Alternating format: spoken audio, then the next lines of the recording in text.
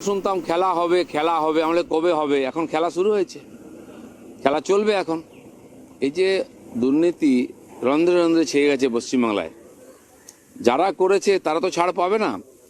শুরু হয়েছে, চলতে থাকবে। এখন দুর্নীতি মুক্ত বাংলা করার জন্য এই লড়াই চলছে। না, চাকরি করার আমরাও মনে করি না সবাই চাকরি করার দরকার আছে, কিন্তু তার উপার্জনের ব্যবস্থা করতে হবে।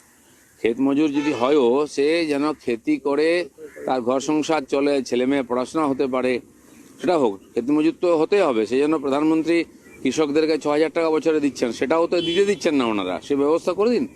চাষ না হলে খাবে কি? 3.5 বছর ফ্রিতে আমরা রেশন খাচ্ছি কৃষকদের জন্য, আরও 5 বছর দেবেন প্রধানমন্ত্রী বলেছেন কৃষকদের জন্য। কিন্তু কৃষকদের অবস্থা খারাপ। এখানে সরকারি, কেন্দ্র সরকারের প্রকল্প এখানে ইমপ্লিমেন্ট হচ্ছে না, ফলে কৃষকরা কষ্টে আছেন। মজুর কেন? সে চাষি স্বাভিমানের সঙ্গে নিজের জমি চাষ করে বেঁচে থাকবে না। টিএমসিতে ওরাই নেতা হয় যারা এর মদ মাতাল, গুন্ডা, বদমাস, দুর্নীতিবাজ হবে। আর তাদের অবস্থা দেখুন না, চারিদিকে রোজ ঘটনা আসছে।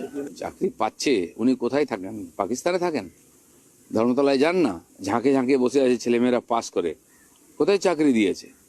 চাকরি যদি পেয়ে থাকে 2-4 জন, তাদের ছেলেমেয়েরাই পেয়েছে। এটা মিউনিসিপাল রিক্রুটমেন্ট স্ক্যাম। আপনারা অতীত ইতিহাস জানেন।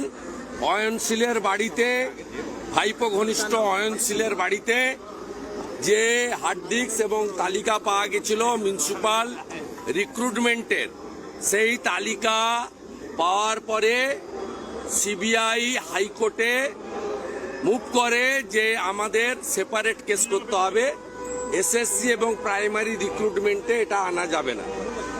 হাইকোর্ট বলে আপনি সেপারেট এফআইআর ট্রিট করতে পারেন।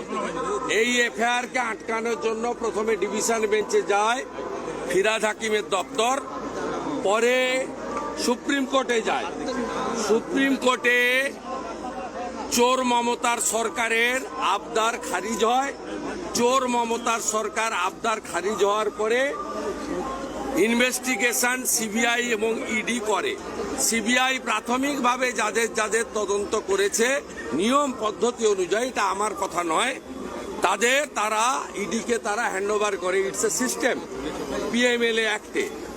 অর্থাৎ সুজিত বসুর পিএ সহ, ওখানকার সাউথ দমদমের চেয়ারম্যান পাঁচুবাবু সহ যাদের জিজ্ঞাসাবাদ করা হয়েছে, বরানগরের চেয়ারম্যান সহ, তাদের কাছে মেটেরিয়াল পেয়েছে বলেই এনফোর্সমেন্ট ডাইরেক্টরেট আজকের পূর্ণ দিনে পূর্ণ কাজ করতে ভোর ভোর বেরিয়ে পড়েছে।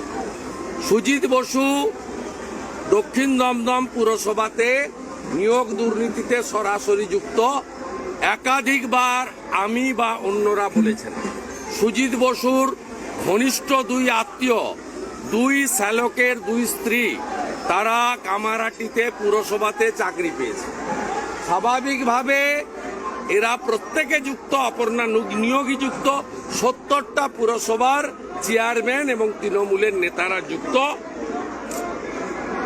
ব্যাগ গোছানো শুরু করুন, সঙ্গে শীতের জিনিসও রাখবেন।